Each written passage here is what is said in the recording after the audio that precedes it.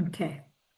Tell me a little bit about where your body is tense when you run in that looping pattern, because just a few minutes ago you mentioned there is a part of me that knows, I need to like step into that room and make that change. And then there is another part of me is that wants to just sit back and observe and not do anything. But then you mentioned things like in my shoulders, there were knots and things, and I feel like this tension.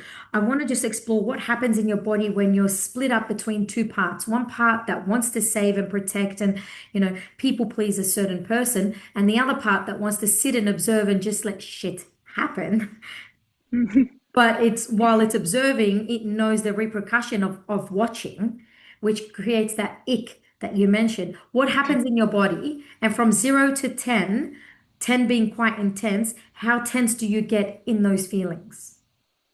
Oh, easily 10, easily 10. And I can feel it all in it's my throat where I want to scream and I want to say whatever I want to say. You're pissing me off, or you're being so dependent, or yeah, I just want to feel like I'm not the mother. So I feel it all in my throat. And yeah, and and then that's when over time the knots in my shoulders start, and I just feel really, really tense. But yeah, mainly here, it's that whole, I can describe it as if you're in a dream and you want to scream and no noise comes out. It's that. It's more like the nightmare that I cannot get out of because my Mm-hmm. voice is sort of stuck within me. Mm-hmm. And Yeah. if I was able to scream, then I'm able to wake myself up out of this nightmare, Mm-hmm. pretty much, except the Yeah. nightmare is while your eyes are open. Mm-hmm. And so, do you really need to scream in order to let what you're holding on to go?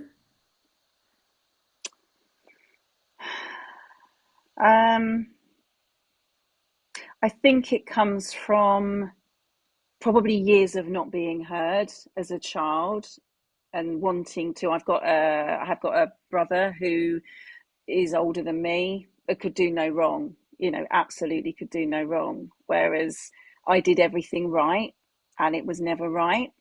So I think it's years of wanting a voice and wanting to talk. As I said, I'm a public speaker. I don't shut up now. It's great, and I get paid for doing that, and it's brilliant. So my voice now is what I use to earn a living, and I get great feedback. So lots of ticks there. But I think it's years as a child, as obviously we know stuff is formed very, very early on, of not being heard. And no matter what I did, how many achievements what I made, and everything else, it never got recognised. And it was just that whole wanting to shout, I'm here, I'm going to do everything good, do everything right. And it was just never ever registered. I think How that's do probably you what it how do is. you know? I'm just curious. How do you know it was never registered by the people around you that you were trying to prove with your voice that you were there? I think it's because I was ignored. And in my current situation, that is exactly what happens. I am ignored, to the point that my daughter will make it known that this person is ignoring me, and bring it to the forefront. So yeah, that is almost acknowledged by somebody else as well. So I think it was the being ignored thing and not being heard and not being recognized from an early age, which I saw through my mum, and that is now in my current relationship as well. Whose love did you want the most growing up? Whose Oh, love my was mum 100%. My mum 100%. Yeah. Yeah. Mm. And you never got that, did you? No, no, I didn't get that. My parents divorced, and then my mum met somebody else who lived with us, and that was then again being ignored. So there was never really that recognition time where it was just me and Her. my mum and my brother. It was someone else came into the family, who I didn't Okay. like for reasons obviously that go beyond this as well. But again, it was just like, oh, my one little chance, and then that never happened. Someone else moved in, so it's like, I will be quiet again, I will be ignored again. So I think that's where that came from. So he took her away. How old were you? I would have been probably, oh, must have been around about eight, 7 or 8, maybe when a little bit she older. when she had this new partner? Yes, yeah, yeah, maybe a little bit older. If I said about 8, it was probably about 8. Yeah. Okay. And then as you go back in time, and just because you've got this great awareness, we can have these conversations. When you go back in time, can you notice that when the people pleasing or the change trying to show up, trying to have a voice just to be seen, heard, and all of those things you mentioned, can you notice did that happen after the partner or before the partner? Um, Probably the people pleasing before, because I almost wanted, because I knew that my mum was struggling with the divorce. And I think I wanted to please her, wanted to distract her from her upset, because I used to study her all the time. I used to study her reactions, her face, her moods, which is exactly what I do with my partner now, which is exhausting, because he is very, very up and down. So I used to study her for that, to try and make it better as a child. And then I think when her partner then moved in, um, I guess I felt a little bit redundant. I felt, oh, he can make her smile. I can't, Okay. effortlessly he can fix her. I can't. So I think it was that being ignored thing, when all I was trying to do was the right thing, but it was the whole being ignored, because she didn't need that. She just wanted, someone else, not me, kind of thing. And so, from what I'm hearing, you almost simulate, like, without even recognizing, you made a decision around that age to take that on board and apply it in almost every other part of your life. You attracted a partner that came from a good home Mhm. and the mother that nurtured him so well, and you just decided to Mhm. take on board the same role. They Mhm. call this sometimes trauma bonding. Yeah. Okay. And then you just played that role for the past 26 years, was it? Yeah. 26 years, and now you've reached a dead end where I'm exhausted. I can't do this anymore. I don't want to do this anymore, except I don't know how to stop what I know I've been doing. And it's just a pattern and alert behavior for so many years that pretty Mhm. much was from childhood all the way through Mhm. to now. Except I'm also concerned that if I do stop, who's going to be there for me as I age? Because what I Mhm. can see is I'm the one that's always protecting and taking care of and da da da da. And when I was down and out last year, I didn't have the support that I expected, but I had an expectation that I will Mhm. not receive the support that I needed at the time. Almost like Mhm. you were creating that negative story or a confirmation of what you believe is going to happen. It's almost Mhm. like you were rejecting something before it even happened. Mhm. That makes sense what I'm sort of saying? Yeah. Yeah. Before we go in deeper, I just want to try a little activity with you, only because you've got this great expansion of awareness, and I want to show you what happens in your mind, just to reconfirm how you are creating a lot of Mhm. things. You've got a ring on your finger, which is great. Do you have a string by any chance? Could you get a string? A string. Yes. A string. I can Yes. get. It might take me a Yep, go second do to that. get. Is Give that all me right? Okay. a Okay. nice long string. A nice long string. Right.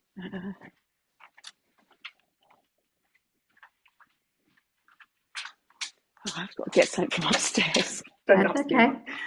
Oh, hello, didn't you? Part of the house.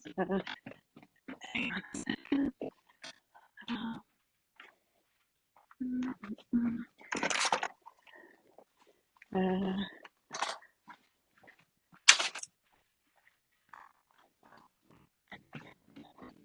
right. I have a black ribbon. Preferably a string because it just sort of works easier. Okay, I'll show you what I've got. I haven't got any string, but I've got a. It's a very thin. It's a very thin ribbon. That'll probably do. Let's trial that. Nice long one. Okay, Okay. Just I'll cut long. it. Yeah. Yep, that's enough. And then I want you to take off your ring, any ring that you're wearing, and I want you to slip it in the middle. Then I want you to put the string together so it's Got equal. both rings. I've got two rings. Is that Just one. One's good enough. Okay, Just just for one. the. I'll let you into a secret. I don't often wear my rings. It's because it's my anniversary today. So it's not so it's not something because of my work. I don't wear jewelry really. So Oh, yeah, wow. there we go. So Okay, I've got now I want you, whichever hand is more comfortable for you. So your index finger, I just want you to wrap the top of the string a little bit around your finger. Yep, yep.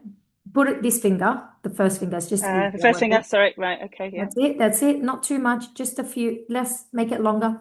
Come out a little bit more, a little bit more. Yep, that's good enough. Okay, Okay. let me see. Okay, now see how you've got the string coming from the top? Is it possible Hmm. that you turn it in a way where it's sitting at the bottom so it's not over your finger like that? Do you get what I'm saying? Uh, Yeah, and just keep it no, is it long.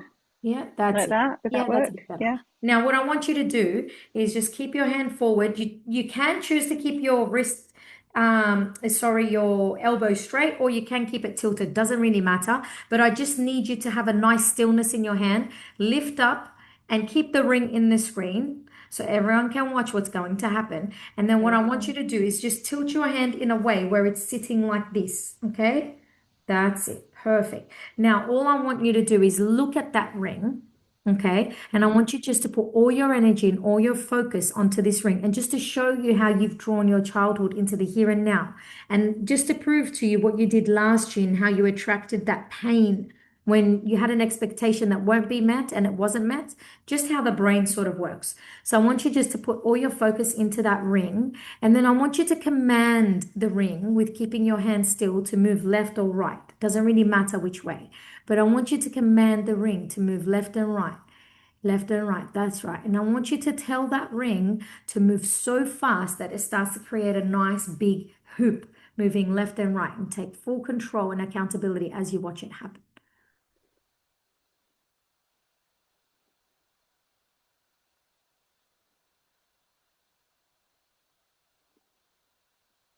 That's it. Keep it going.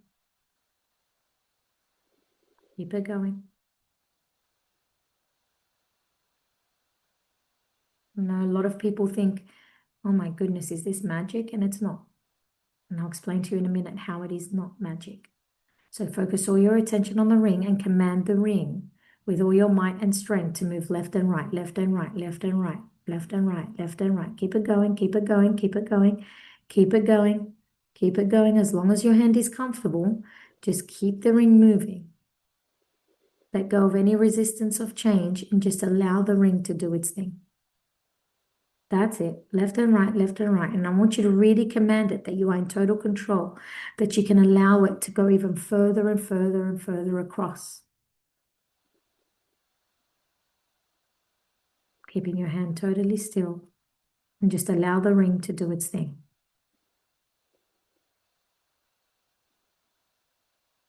Who's doing that? Is that me or you? Um, I don't know. Me? Are you freaking out? It's slightly weird, yeah. Now I want you to command the ring to go in a circular motion. Doesn't matter clockwise or anti-clockwise. And keeping your hand very still. Very still, very still. Just command it to move clockwise or anti-clockwise. Just focus all your attention. Focus, focus, focus, focus, focus. And the more you focus, the more you can command the ring to do what you like. And even if it's small turns, just allow it to turn around. Allow it to turn around.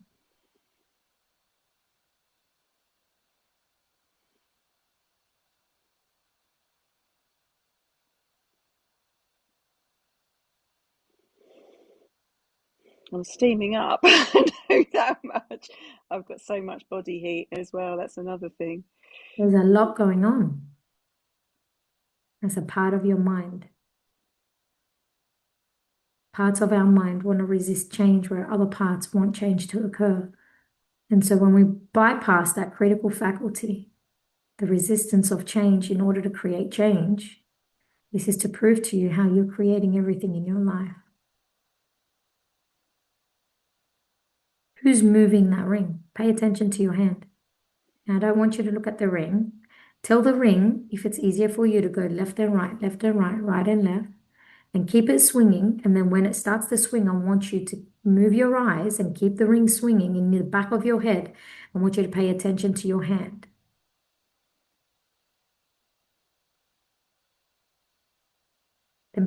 Just allow your eyes to drift down into your elbows.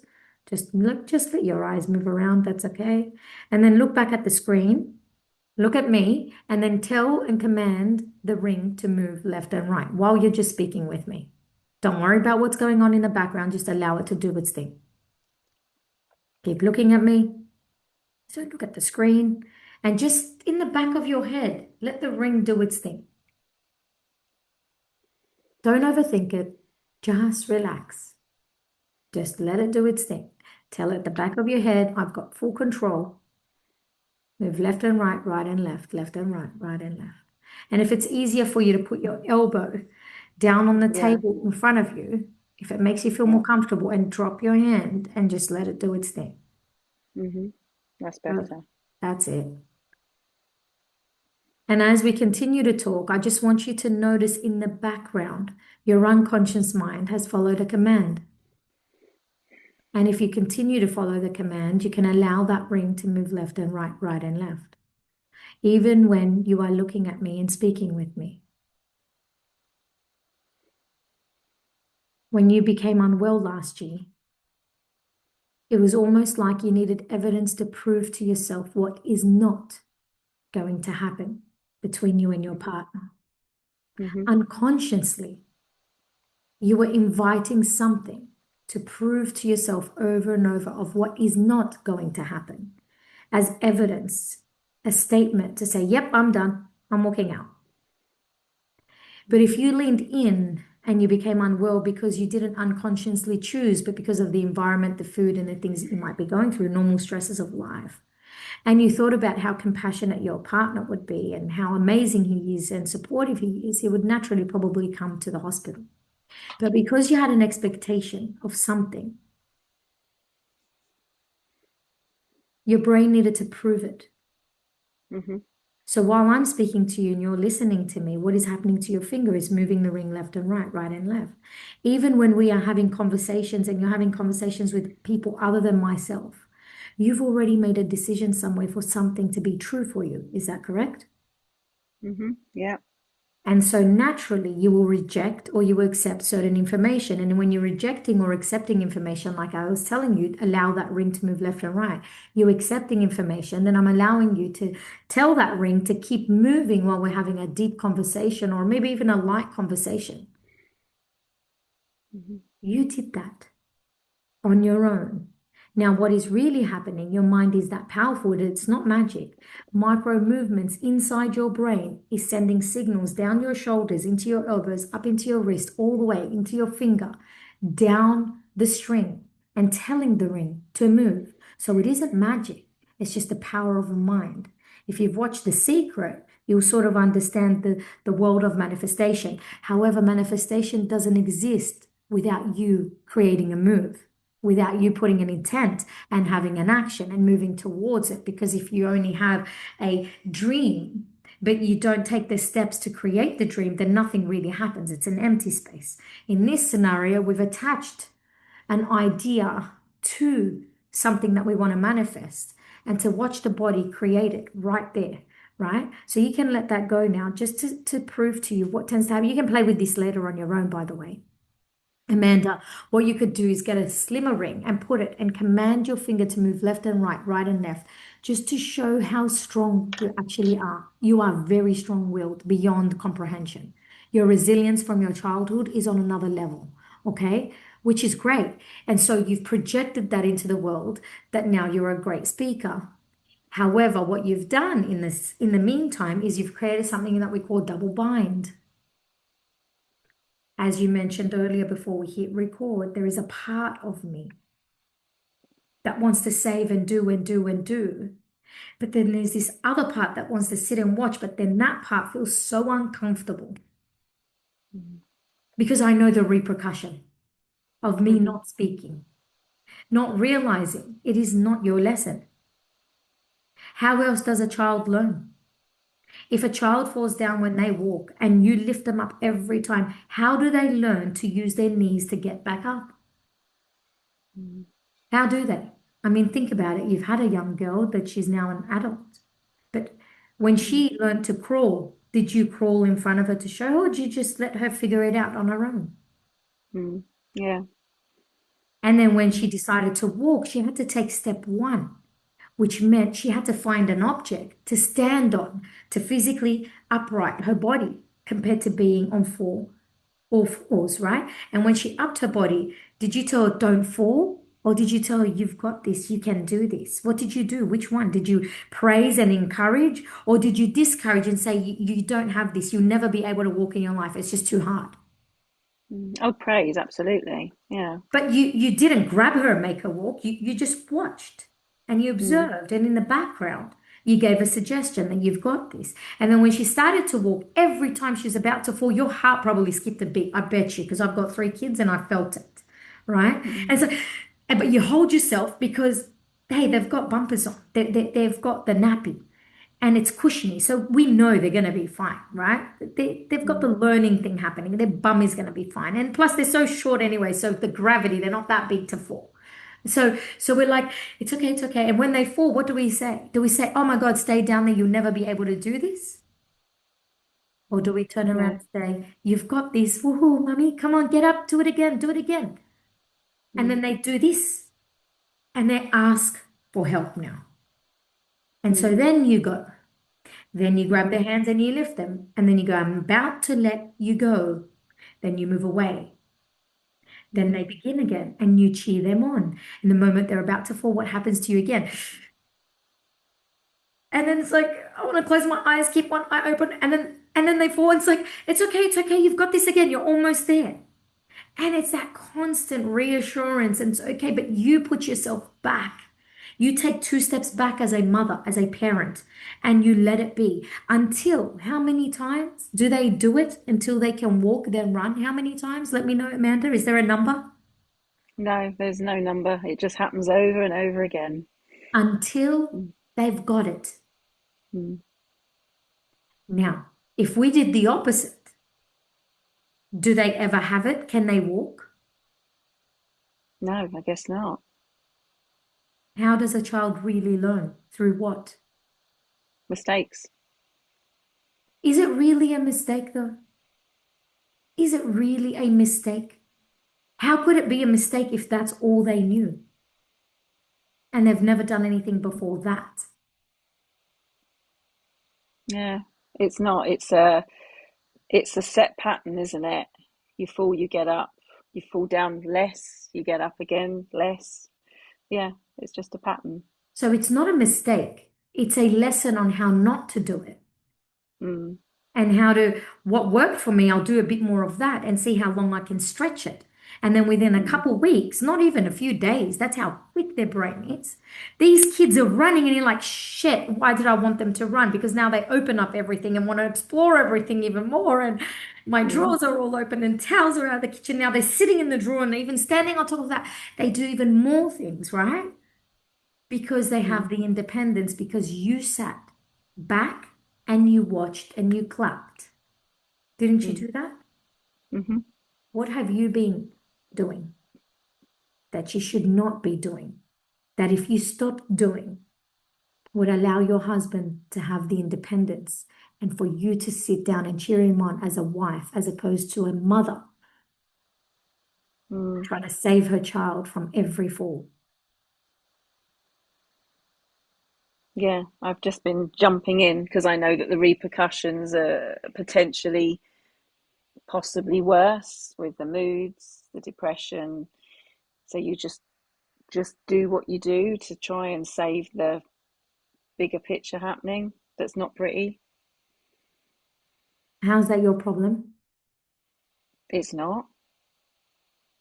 And when you It makes realize, my life easier. It probably makes my life easier if the mood's better, because the mood's shit, it's shit.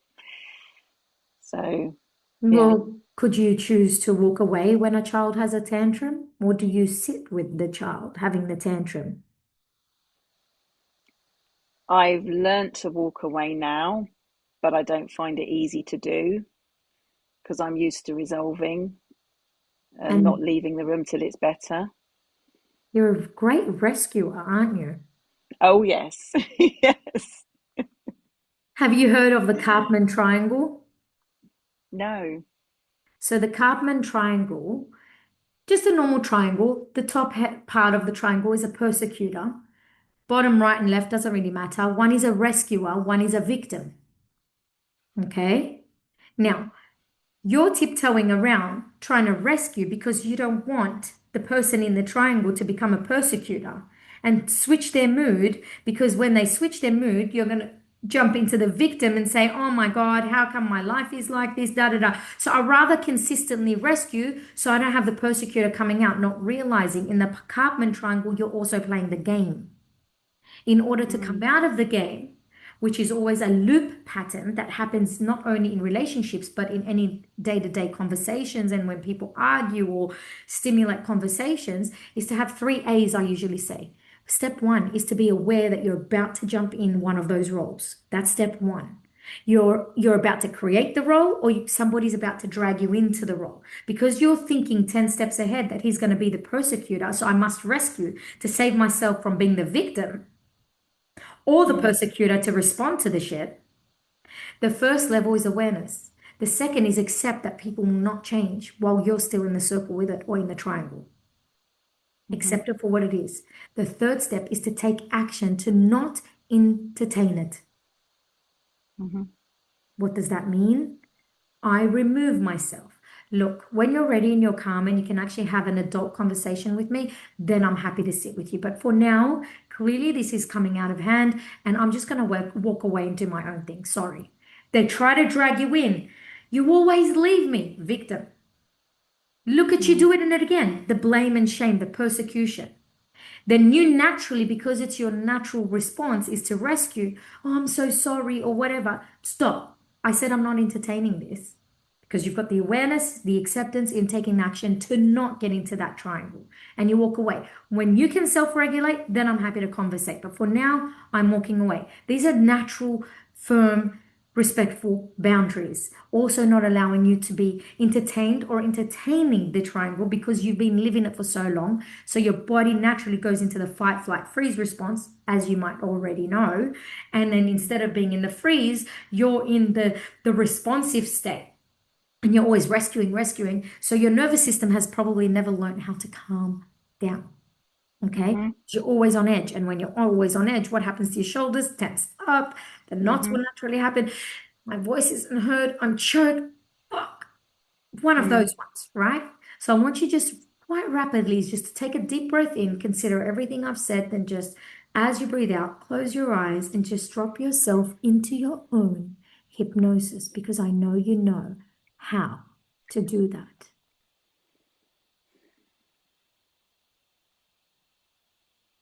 And as you continue to breathe,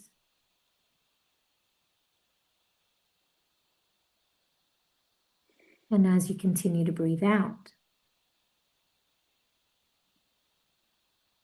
you might want to notice maybe a wave or a sensation,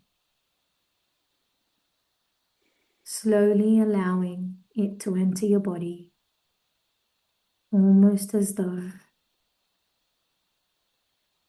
taking you deeper into a hypnotic state, where everything you once in the past held on to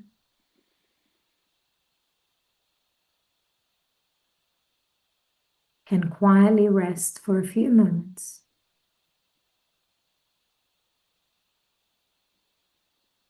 Allow your attention and focus to go down, deeper down into your breath.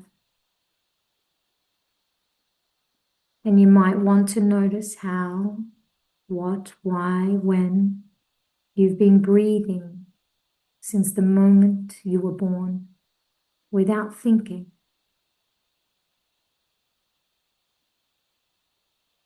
A critical faculty of your body has been doing what it does best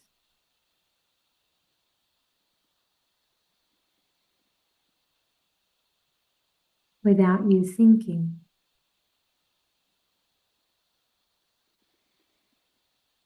You already have been doing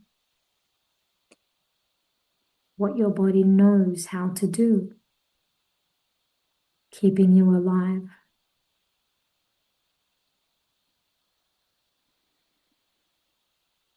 And so when you were born and you took that very first breath without thinking, how do I do this? Pure consciousness. You just did.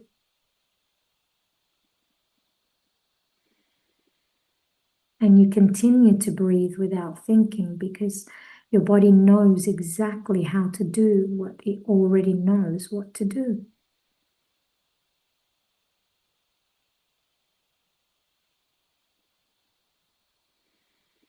That's right. But then layers begin to overlap, don't they? People and expectations. We study the environment. We know what allows us to receive.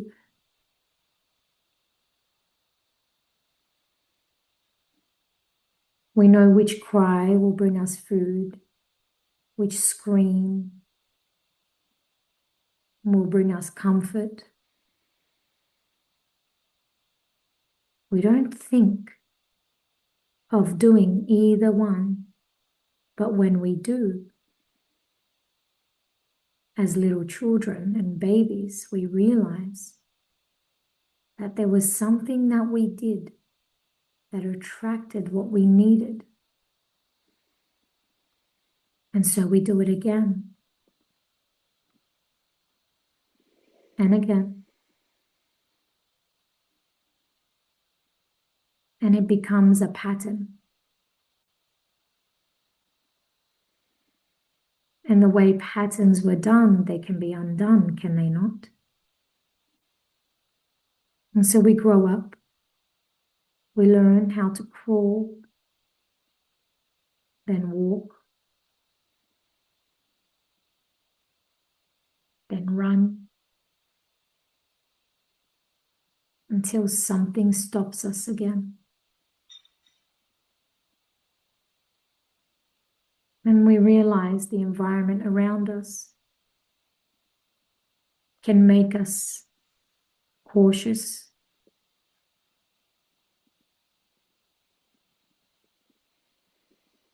hypervigilant, tiptoeing around certain things because we know, don't we? We know when,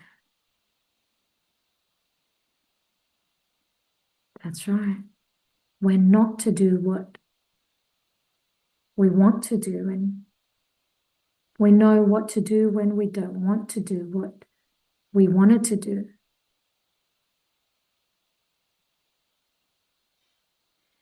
And it doesn't seem so confusing at the time because the outcome is to keep us safe.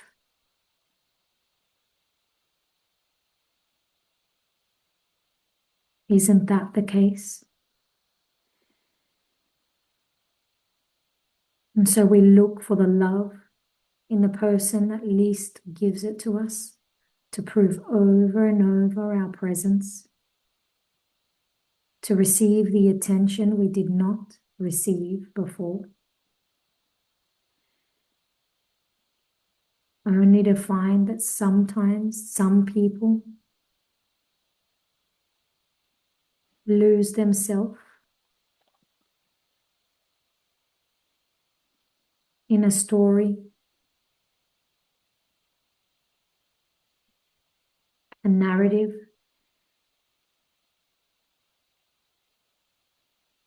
that challenges the belief, only to prove, Amanda,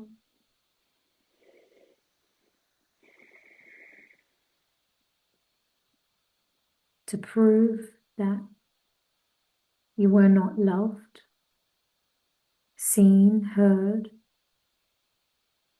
And so we do more of what we were doing before just to receive what we thought, or what may, or what maybe did. Maybe what we didn't receive in a place where we couldn't receive. Almost like in hopes of a barrel, expecting to take something out of something that has nothing. And each time you tilt your body forward to receive from an empty space with an expectation,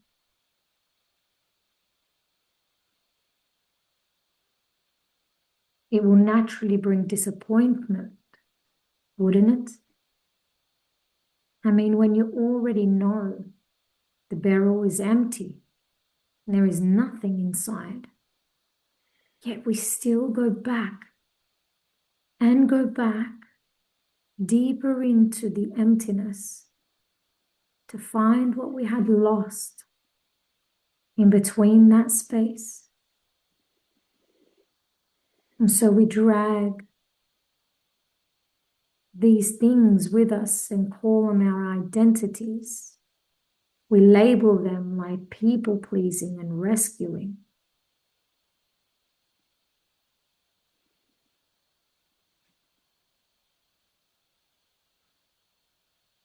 Maybe to give us significance or certainty, this is why we do what we do.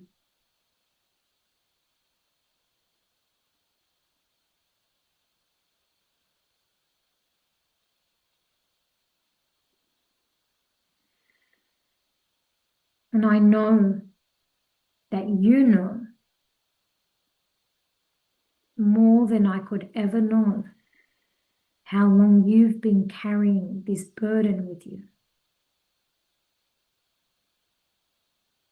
You know that story that you gave me? Why you do what you do? And you know the story that you mentioned, the narrative that you've held on to?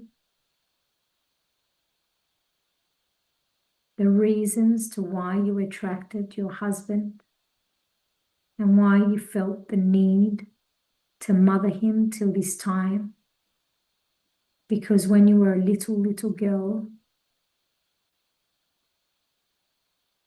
you tried to attract the attention of the one biologically needed to give you attention without you asking.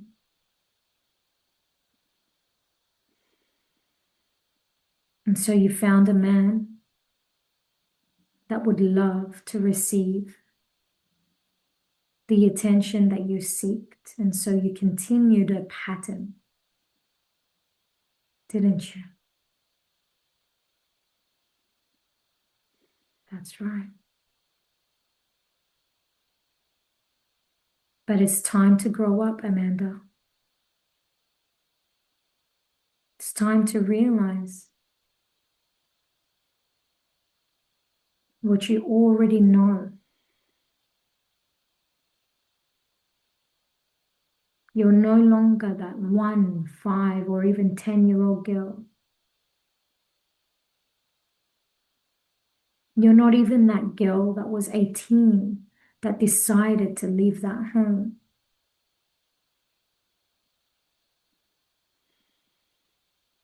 You are a woman that became a wife, a mother, a daughter-in-law, a friend, and many other things. A speaker, and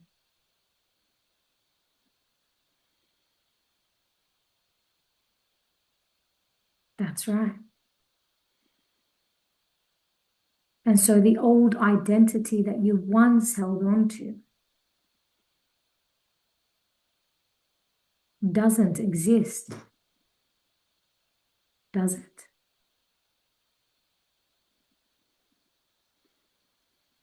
I mean, Eckhart Tolle once said, The only way to live is in the now. In order to be present, you must let go of the past because it no longer exists except in your mind. You mustn't think too much about the future because it will rob you from this present. You can set goals in the future, but you must focus on the now. Because now is all that really exists. I mean, the moment you achieve your goal in the future, that moment will become now again. Won't it? But the moment you focus on the past,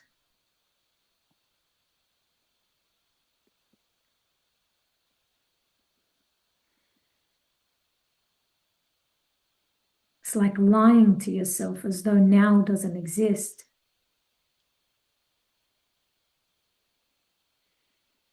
Those words had resonated with me when I read them from his book, The Power of Now,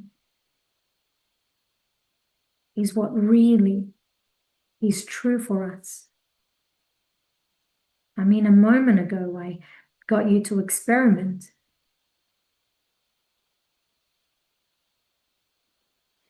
with a ring and a string to prove to you the power of now. That you can choose to dictate which direction that ring can move.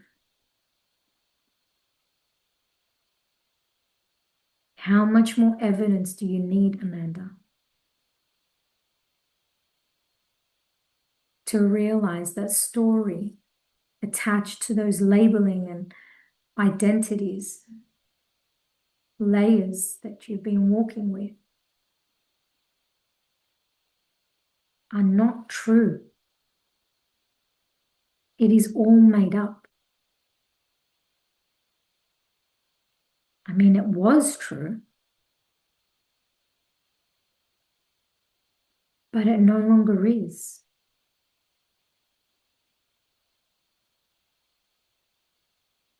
What must you do that you have not done yet? That when you do it, Amanda,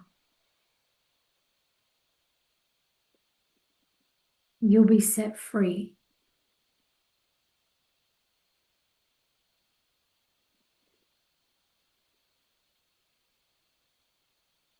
You can show up and be who you want to be. Not to prove to me, to your husband, to your daughter, or anyone else. To prove to you of your capabilities, regardless of what had happened. Because truthfully, what is gone is gone.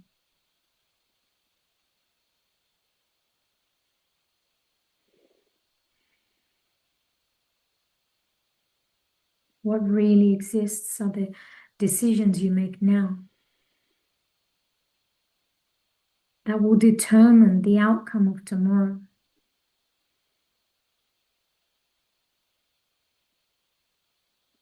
And if you choose to let go, maybe even release,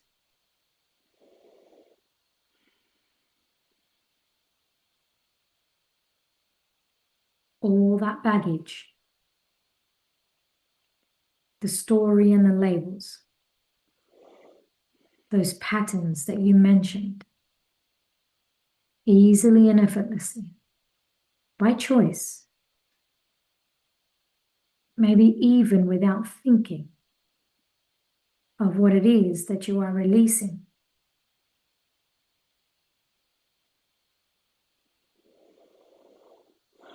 The same way you don't think about when to breathe or how to breathe. You just do it. It's a natural response, similar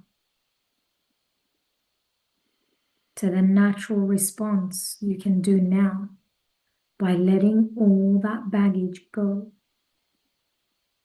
The labels, the story, the patterns, the behaviors.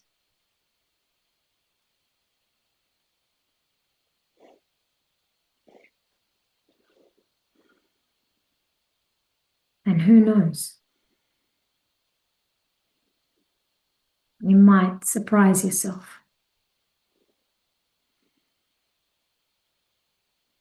How much your life will no longer be the same.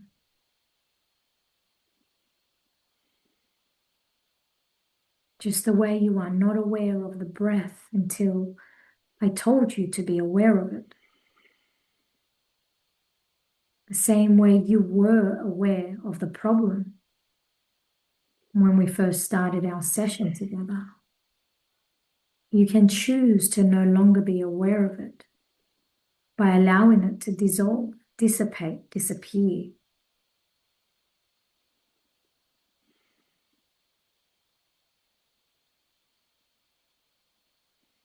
And the more you try, and I really want you to try, Amanda,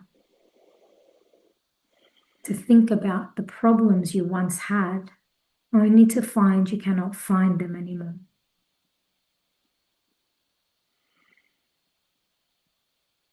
You might find that you find something very different, a confident version of yourself. Maybe the version that you can now accept that she is enough.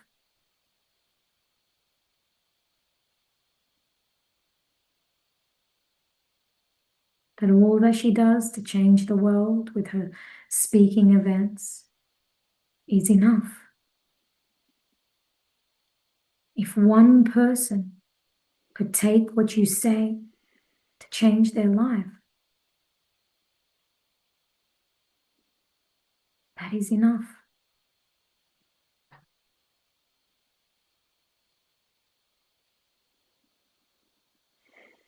If you can take the suggestion now, because that's all that exists is this moment.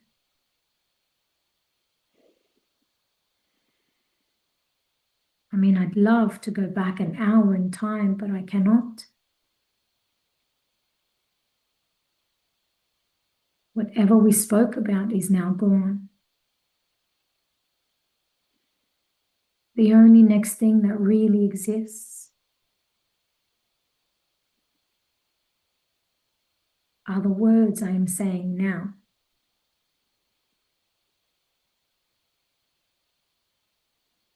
Now is the time to let it go.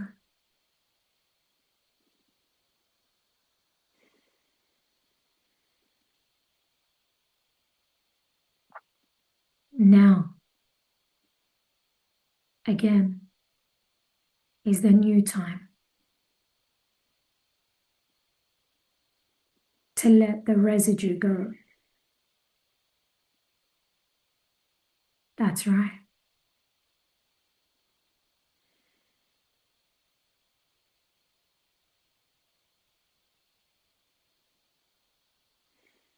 Let it go now.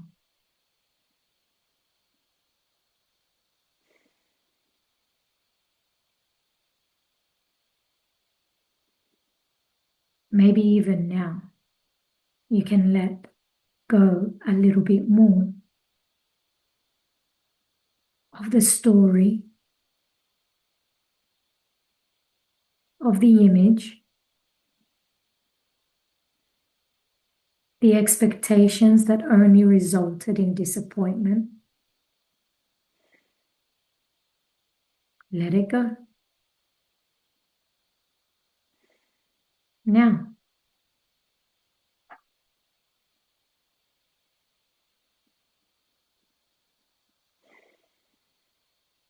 That's right.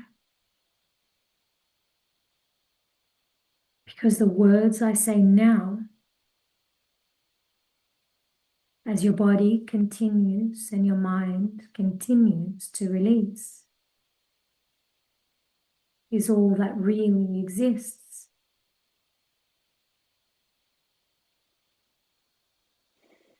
I mean, a minute ago, I told you to let shit go.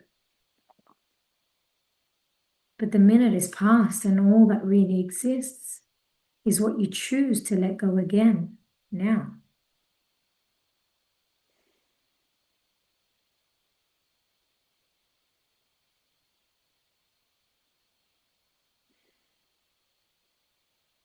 You might want to box up all those old negative memories, negative emotions of anger, sadness, hurt, fear, guilt, and shame. You might even want to box up, Amanda, that narrative, that story that you came with. You might even want to box up your mother and the negativity around her, or maybe just keep her out of the box and pack away the behaviors you didn't like.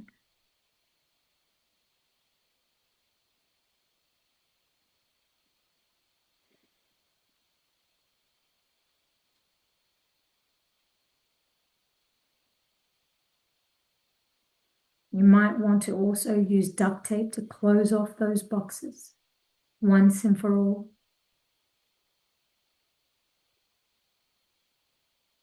Label each box as you might like to enjoy to label. Anger, sadness, fear, hurt, guilt, shame. Mum behaviors. Pleasing, mothering, all the words that you use, tension, choking.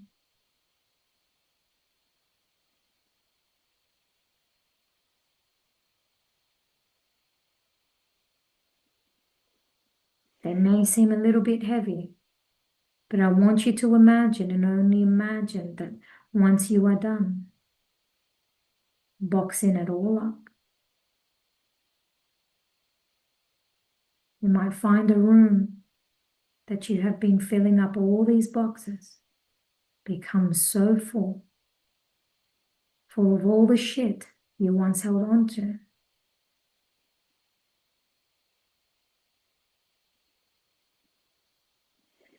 I want you to imagine that in your right pocket is a match.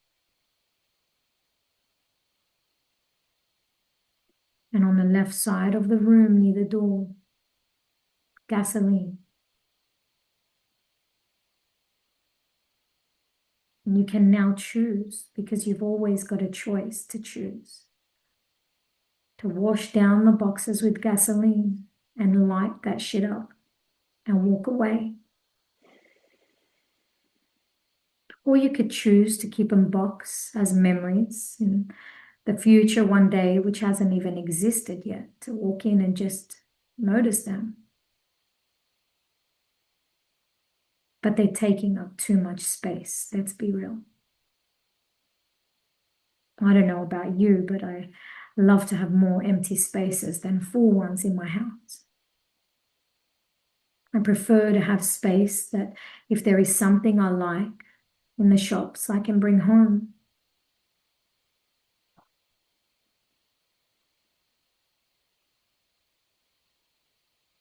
If I were you, I would most likely light that room up and walk away and let them all burn and allow it to just light up into flames. And once I walk away and close that door, allow the ashes to land, and now I can be free to have more space to utilize in the future.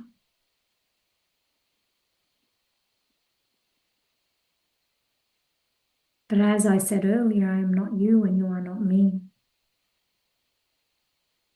And you already know what you must do.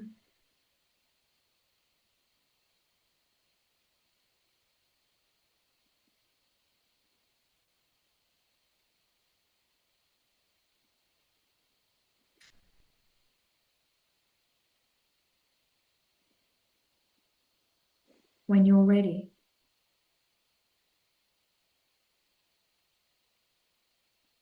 to notice that all that exists, Amanda, is now.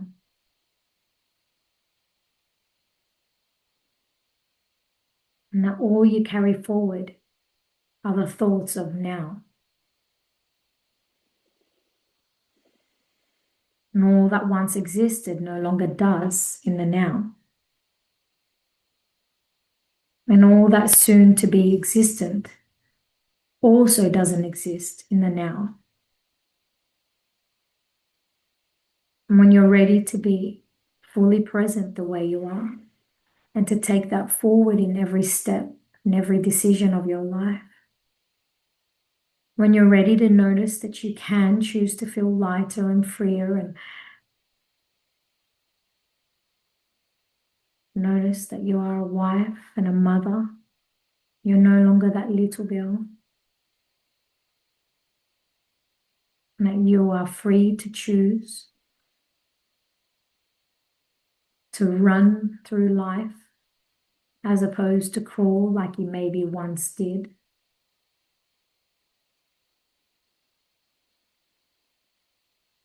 Or you might want to just pace life and walk through to enjoy the scenery.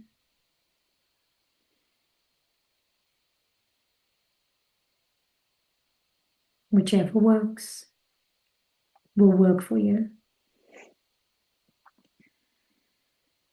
And so when you're ready and you begin to notice these changes within your body and your mind,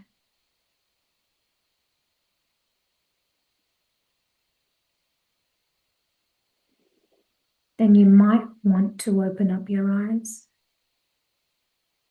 and notice the now, this moment.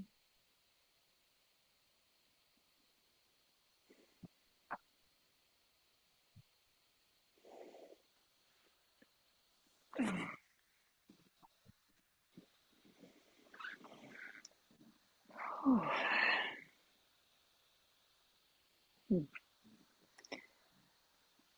oh, I'm hot. Oh dear. Hello. Hello. Having a hot moment. I think it's the It's the menopause. menopause, eh? You're having those flushes. Oh yeah, it's hot here as well at the minute. So Well, yeah. Oh. Mm. mm. What really does exist, Amanda?